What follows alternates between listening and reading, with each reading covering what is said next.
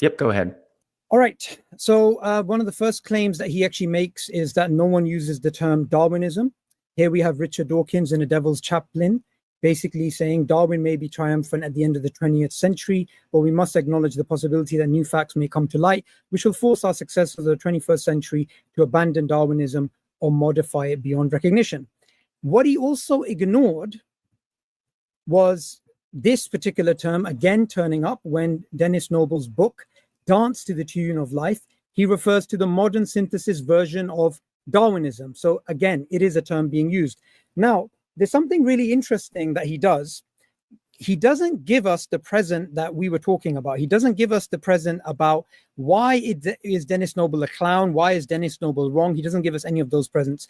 What he does do is he gives us 3 fallacies. So thank you for that, Farina. Like a good student, you were listening to my talks, but you misrepresented me in many different places. However, I want to concentrate on 3 particular fallacies. The first is the equivocation fallacy. The equivocation fallacy, let me just give you an example. There's somebody falling down on the floor saying, I have a heart attack. Can you call a doctor? And then someone comes and says, yes, I'm a doctor, but they have a PhD in gender studies. That is the fallacy of equivocation. The word doctor is being used in 2 different ways. So that is highly misleading. You said Darwinian evolution is a fact, and you defined it as what? You defined it as random mutations and natural selection. Well, guess what? That Darwinian evolution is accepted by me. That Darwinian evolution is accepted by Dennis Noble. That Darwinian evolution is accepted by everyone, and it's trivial. Remember, there's 2 different ways that you're using the word Darwinian evolution. When I referred to Darwinian evolution, I referred to the idea that random mutations plus natural selection can generate mind and body.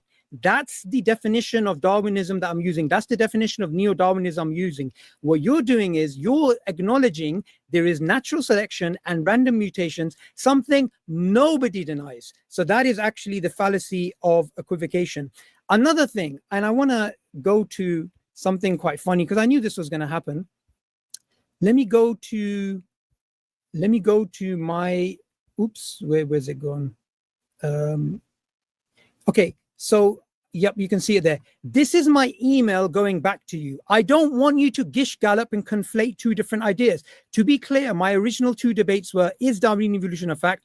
Is intelligent design science? Is universal common ancestry true?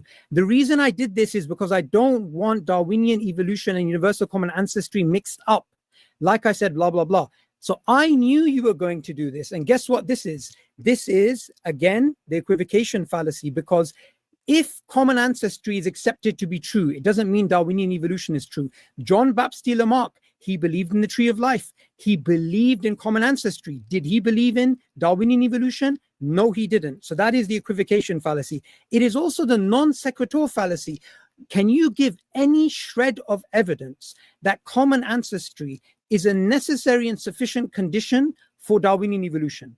You cannot. And I very much doubt you've even thought about it this way. This is why I covered myself and I sent that email, because I knew you were going to gish gallop. Most of your presentation had nothing to do with what I said. Most of your presentation, you took the horn of cowardice. Now, you said Dennis Noble is a joke alongside, he's a joke alongside Shapiro and others. Okay, so I want to ask you a question. How is it that you have Cambridge University publishing his book? How do you have it that Oxford University is publishing his book? How do you have it that Nature is publishing his work? The Royal Society is publishing his work. Now, I want to say something about James Shapiro's book, Evolution, A View from the 21st Century. This is called by Carl Wohls, the man who discovered archaea, the 3rd domain of life. It is called a game changer. If these people are if they're jokes, then why would mainstream publishers print their work? Why would they be taken seriously? Why would they be professors of universities? Why would they have peer-reviewed papers? Why would any of this happen? What you are basically doing is you are denying academia. You are denying science. You're denying the ability of these academics to actually thrive by attacking them without any justification. I asked you very clearly, why is Dennis Noble a clown? You repeated he's a clown, you repeated he's a joke, but you didn't give a shred of evidence. In your 3-hour-long video, you didn't give a shred of evidence of that either. The other fallacy that you fell into is the red herring fallacy. Lots of things that you brought up in your discussion were misrepresentations of my position, but you didn't even take a moment to actually show how they're linked to the actual debate today.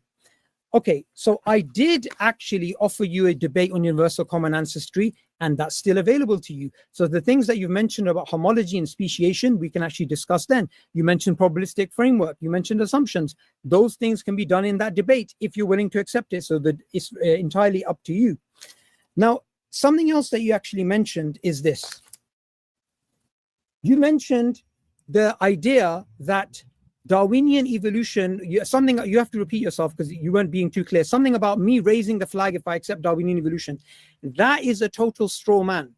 No one denies the idea that randomness exists. No one denies the idea that natural selection actually exists. You should read Dennis Noble's book. You should actually read my book, The Death of Neo-Darwinism, because in the same book, I actually accept that natural selection does exist. And I also accept that Darwinian evolution from a background process point of view does actually exist, but it does not create us body and mind. It does not explain biodiversity. It doesn't do any of those things. It's a trivial process which is observed in nature. Now, I want to go to some other things which I think are important. I've already dealt with the rest of your nonsense.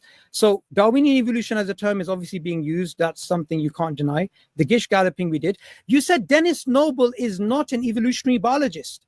You are assuming only people with a genetics background or people working in molecular biology are evolutionists. Why is his field of physiology, why is his field not considered evolution?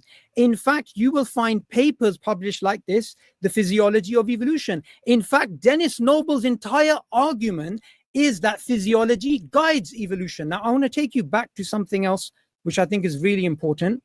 If we go back to these particular points, Dennis Noble's entire argument is that physiology guides evolution. Epigenetics guides evolution. Epigenetic markings are genetically assimilated. So for you to simply say he's not an evolutionary biologist, what you're simply doing is denying his argument. And let's go back to something that you don't want to speak about, which is this. Your mistakes, you just brushed over them. Oh, I just said something. No, you made total nonsensical statements. You need to take those back. You need to say, I didn't know what I was talking about when I was saying these particular things. And you need to make it unequivocal. Okay, something else which I think is quite important. Remember what I said. You are in a state of a dilemma. You can either attack Dennis Noble, or you can be incompetent and try and challenge him and you're not going to succeed, or you can be a coward and try and avoid it. Now, what you simply said is he's a joke and he's not an evolutionary biologist. Can you give me any evidence for that? Can you give me any reasoning for that? Can you give me any justification for that? Because what you seem to do is you seem to attack academics, but you don't justify your positions. And do you know what? I'm really going to enjoy the 30 minutes we're going to go back and forth, because I'm going to hold you to account for this. And I'll tell you something which I think is really interesting. Can you explain his perspective on Aristotle's distinctions and the nature of causality? I bet you can't. And I bet something else as well.